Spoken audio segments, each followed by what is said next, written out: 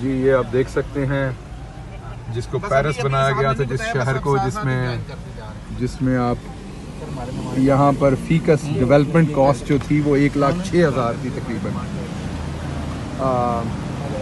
Faeces जो तकरीबन 1,06,000 development cost इस शहर में है, इसका आप हाल देख लें। जिसको क्लेम किया जाता था कि इसको पेरिस बना दिया है, ये शहरियों का हाल है। बहरहाल चीफ मिनिस्टर खुद निकले हैं। अस्सलाम वालेकुम जी, आपको पहुंचाना है?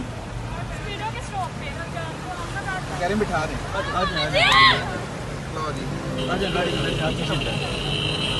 आप पीछे जाओ, आप लोग पीछे हो जाए।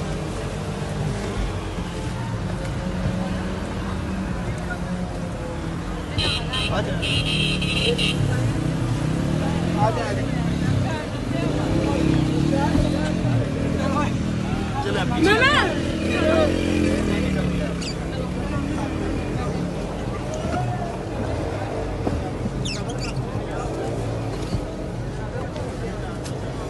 मामा चलो आ जाए।